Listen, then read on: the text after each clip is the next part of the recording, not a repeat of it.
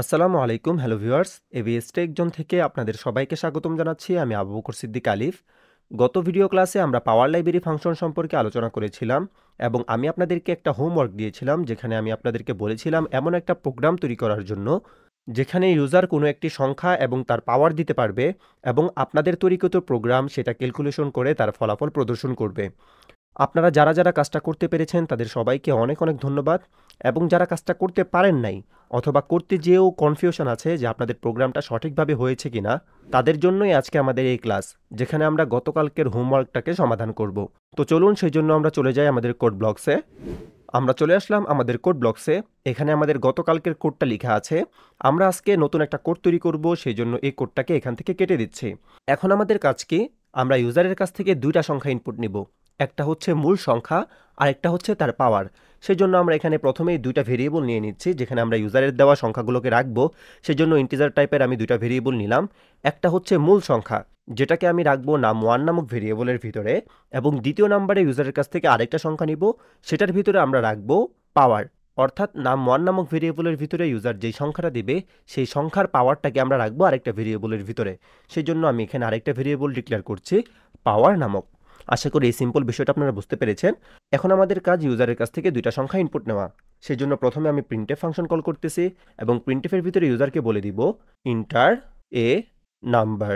ওকে, এখন আমরা scanf function call করব এবং স্ক্যানএফের ভিতরে প্রথমে ফরম্যাট স্পেসিফায়ার হিসাবে %d এবং তারপর কমা এম্বার সাইন এবং প্রথম নাম্বারটাকে আমরা কোথায় রাখবো, আমাদের নাম1 নামক ভেরিয়েবলের ভিতরে। সেই জন্য এখানে লিখে দিচ্ছি নাম1। Okay fine. এখন আমরা এই জিনিসটাকে আরেকবার কপি করে নেই, আরেকবার কপি করে নিচে নিয়ে নিচ্ছি এবং এখানে আমরা কি করব, এখানে প্রিন্টএফের ভিতরে ইউজারকে বলে দিব ইন্টার পাওয়ার এবং নাম1 এর জায়গায় আমরা লিখে দিব পাওয়ার। আশা করি বিষয়টা আপনারা বুঝতে পেরেছেন। আমরা কি করলাম, আমরা এখানে স্ক্যানএফ এর সাহায্যে ইউজারের কাছ থেকে দুইটা নাম্বার নিলাম। প্রথমটা নিলাম নাম1 নামক ভেরিয়েবলের ভিতরে যেখানে আমরা আমাদের মূল সংখ্যাটাকে রাখবো, এবং দুই নাম্বার স্ক্যানএফ এর সাহায্যে আমরা আরেকটা নাম্বার নিলাম ইউজারের কাছ থেকে যেটাকে আমরা রাখতেছি এই পাওয়ার নামক ভেরিয়েবলের ভিতরে, যেটা কি করবে, আমাদের পাওয়ার হিসেবে কাজ করবে। আমাদের কাজটা শেষ এবং তার আগে এই বিষয়গুলো ইউজারকে বোঝানোর জন্য দুইটা প্রিন্টএফের ভিতরে কিছু কথা লিখে দিয়েছি যেটা আশা করি আপনারা সবাই বুঝেন। এখন আমাদের কাজ কি, আমরা এখন আমাদের পাওয়ার নামক ফাংশনটাকে কল করব এবং পাওয়ারের ভিতরে প্রথমে রাখবো নাম1 এবং কমা দিয়ে তারপর রাখবো পাওয়ার, অর্থাৎ আমাদের পাওয়ার ভেরিয়েবলটাকে। এবং এই সম্পূর্ণ কাজটা করার পর সেটাকে আমি রেজাল্ট নামক একটা ভেরিয়েবলের ভিতরে রেখে দিচ্ছি। এবং এই রেজাল্টটাকে যেহেতু আমরা ডিক্লেয়ার করি নাই সেই জন্য এই রেজাল্টটাকে এখানে ডিক্লেয়ার করে দিচ্ছি। এবং সর্বশেষ আমরা একটা প্রিন্টএফ ফাংশনের সাহায্যে এই রেজাল্টটাকে প্রিন্ট করে দিব। সেই জন্য লিখে দিলাম ফরম্যাট স্পেসিফায়ার হিসাবে %d এবং তারপর কমা দিয়ে আমাদের রেজাল্ট। ওকে, এখন এখানে আমি কি কাজটা করলাম সেই কাজটা আপনাদেরকে সিম্পলি আরেকবার বুঝাইয়া দিই। আমরা এখানে জাস্ট সিম্পল কাজ করেছি। আমরা এখানে স্ক্যানএফ এর সাহায্যে ইউজারের কাছ থেকে দুইটা নাম্বার নিয়েছি। কি কারণে, কারণ আমাদেরকে ইউজারের কাছ থেকে দুইটা সংখ্যা নিতে হবে। একটার ভিতরে ইউজার তার সংখ্যাটাকে দিবে, একটার ভিতরে ইউজার তার পাওয়ারটাকে দিবে। আমরা সেম কাজটাই করেছি।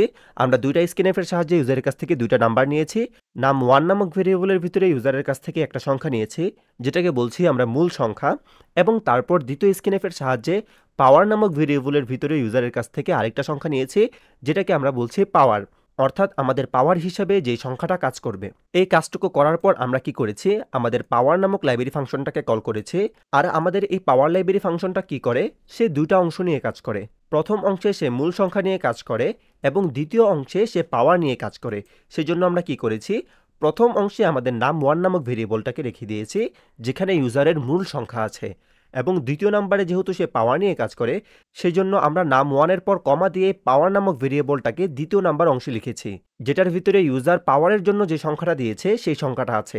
আশা করি বিষয়টা আপনারা বুঝতে পেরেছেন যে আমাদের পাওয়ার নামক লাইব্রেরি ফাংশনটা যেভাবে কাজ করে আমরা সেইভাবেই কাজ করেছি। জাস্ট কি করেছি, আমরা এই নাম1 এবং পাওয়ার নামক ভেরিয়েবলের মানটা ইউজারের কাছ থেকে নিয়েছি, যেটাই ছিল আমাদের হোমওয়ার্ক।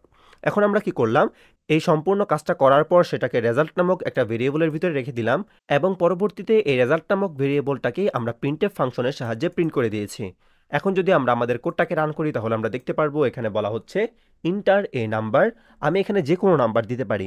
সাপোজ আমি দিলাম 7 এবং ইন্টার দেওয়ার পর বলা হচ্ছে ইন্টার পাওয়ার। আমি এখানে পাওয়ার দিয়ে দিলাম 2 এবং ইন্টার দেওয়ার পর দেখতে পারবো আমাদের ফলাফল এসেছে 49, অর্থাৎ 7 7 49। 7-এর পাওয়ার ডাবল হলে যেটা হয় সেটাই। আশা করি আপনারা বুঝতে পেরেছেন যে আমাদের প্রোগ্রামটা কিভাবে কাজ করতেছে এবং এই প্রোগ্রামটা সত্যিকার অর্থেই কেমনভাবে তৈরি করা উচিত। আমরা যদি আমাদের কোডটাকে আরেকবার রান করি এবং তারপর এখানে দিয়ে দিই 5 এবং ইন্টার দেওয়ার পর যখন বলা হচ্ছে পাওয়ার দেওয়ার জন্য সেখানে যদি আমি 2 দিয়ে দিই অর্থাৎ 5 স্কোয়ার, ইন্টার দেওয়ার পর দেখতে পারবো আমাদের ফলাফল এসেছে 25। আপনাদের জানার সুবিধার্থে এখানে আরেকটা কথা বলে রাখছি, আমাদের এই পাওয়ার লাইব্রেরি ফাংশনটা সবসময় ডাবল টাইপ ভ্যালু রিটার্ন করে। এখানে আমরা ইন্টিজার ডাটা টাইপ দিয়েছি, সেই জন্য ইন্টিজার টাইপ সংখ্যা আসতেছে। বাট ন্যাচারালি এই পাওয়ার লাইব্রেরি ফাংশনের কাজই হচ্ছে সে ডাবল টাইপ ডাটা রিটার্ন করবে। আশা করি বিষয়টা আপনারা বুঝতে পেরেছেন।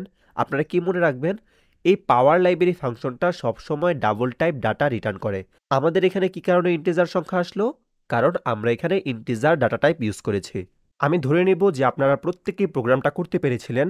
যদি কেউ না করতে পেরে থাকেন তাহলে টেনশনের কিছুই নাই।